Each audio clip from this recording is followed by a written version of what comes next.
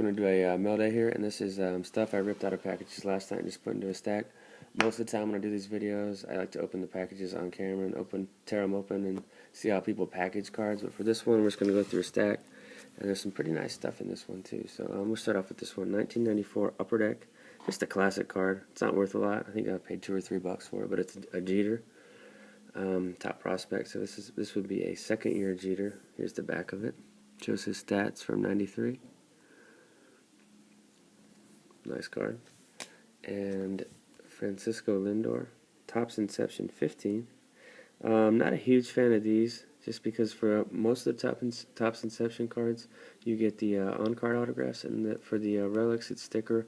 And to me, the relic's not that cool or important when it's just a little tiny piece of jersey that he probably didn't even wear in a game. So just my opinion on those. And that one is just the base, so not numbered. And then Austin Meadows base, not numbered. This is actually on card, and he's been playing pretty well too. He's up around 300 average with about 12 bombs in high A as a 20-year-old, so he's on a good pace. This card's filthy, guys. I haven't decided what I'm going to do with it, but this is 2011 Bowman Chrome Orange, Bryce Harper.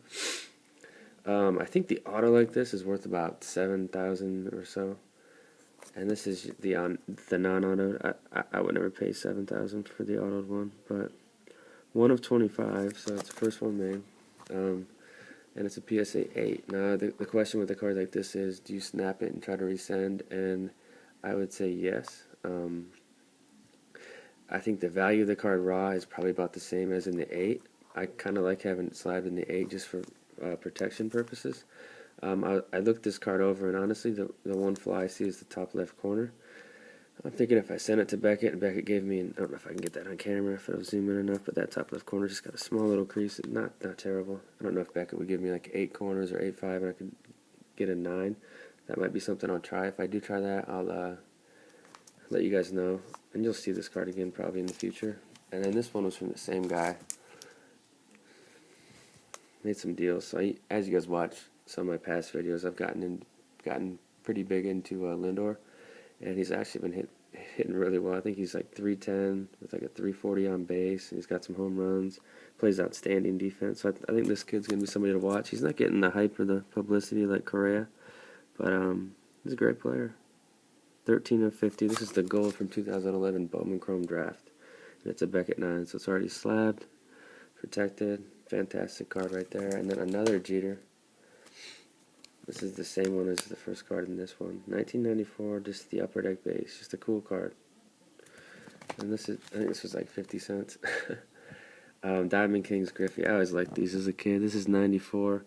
It might be 95 Diamond Kings, because I remember when they made Donruss, they would print it like late, like December. Then it would come out in January. Don't quote me on that. I'm just trying to think back. It was so long ago. And I know this guy Perez used to always do these drawings. That's a really good drawing, by the way. And this was, here's an iconic card for like 15 or 20 bucks. The top right corner is creased though, so I don't know. I'll probably send the seller a message just to say, you know, next time in your auctions if something's creased, just state it's creased. Because I wouldn't have bid on this one. I mean, I don't expect a perfect card, but I just don't want bent cards.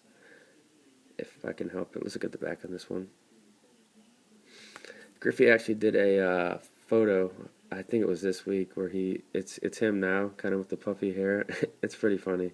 You guys should check that out. I think go to Upper Deck or something to find that. Here's a guy that's absolutely killing the ball, but nobody talks about him. Miguel Sano. This is his 2010 Bowman Chrome Auto Rookie. This is the base version. This set, I've noticed when you take these cards out and take a closer look at the surface of them, the surface on these always just looks dirty. Like I try to wipe it down with the microfiber, and there's something up with these cards. I don't know if the way the chrome was made this year, it just attracts like fuzz almost. It's weird. And the surface always kind of looks like it has small scratches. So I don't think this set is the easiest to grade at all. So be cautious if you have 2010 Bowman Chrome autos. I know Josh Donaldson's in this that year too, so don't know what I'll do with that one.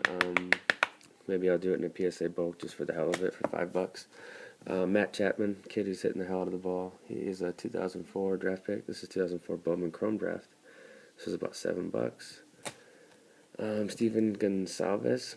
for the Twins. He's pitching really well, and I think he's a Double-A now. But this kid can deal. You can pick this auto up for $5 or $6. So we'll see what goes on with him. Matt Moore is going through some type of slide after his Tommy John. These were 25-30 back a couple years ago. I got this for like $7. So I'm kind of hoping he can come back strong. And this was an offline deal I did with a seller. It's in really poor shape. It's probably like a PSA 7. Just looks like it almost looks like a dog just chewed around the outside of it. But it's just got white everywhere. But it's a really cool card. It's Bowman black. I think it's 2012. Yeah, 2012. So second year Lindor. 1 of 25 on card with the silver ink. But it's just chipped up really bad. It's not even worth sending in. It's just a cool PC card.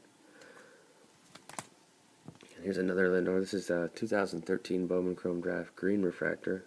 These are nice, and they're numbered pretty low, 75 on this Lindor. And now we're getting to the meat of the mail day here. So Bryce Harper, Bowman Chrome 2011. This was over $300, I'm sure. It's actually 0.5 from a 9.5, so maybe I'll resend. I don't know. It looks pretty good to me. The surface, I think there's a couple of small scratches. That's why I got 8.5 surface. But overall, nice card. I'm actually thinking this card is going to be worth a lot more in the future. I think Trout's raw one is like 1,000 to 1,200, and I think Harper's his base is gonna go up to like 600, 700 here in about a year or so. So that's kind of what I was thinking with that. And then Jeter, Collector's Choice. I used to love Collector's Choice. This is 94. I think I just bought a couple of them. They're probably $1.50 each. And then this one's really filthy. This is the refractor version, so definitely more pricey than the base, but to me a lot cooler card. I'm guessing there's probably about 1,000 base autos, and half of them, and I'm not guessing. It says there's 500 of the refractor, so I just kind of like to guess how much of each card there is. This is a really nice looking card. I'll send this in. I don't know which company. Bowman Chrome Autos, sometimes I tend to do Beckett on them, but I like everything else PSA. So, beautiful looking Harper. I don't see any obvious flaws on it, but that's the refractor version.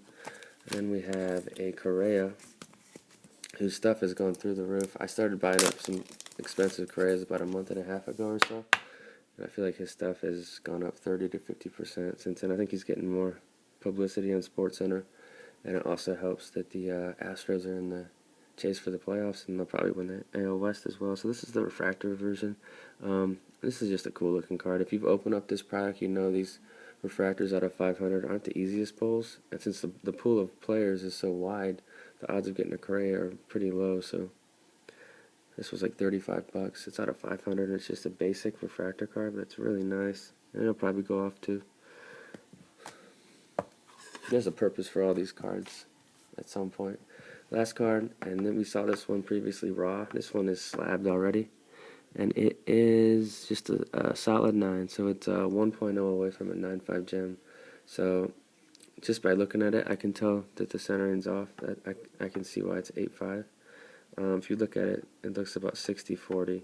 See how that white border is a little wider? I think that's what they got from that. And then also, everything else is pretty nice on this card. And out of 500, obviously. And that is it for this one, guys. Some pretty nice stuff out of this mail. A little different format. I'm going to get some more stuff out tonight. I'm going to talk a little bit more about the 750 subscriber thing I'm going to be doing. It's going to be a little bit different, but I think you guys are really going to like it. So that's it, guys. Later.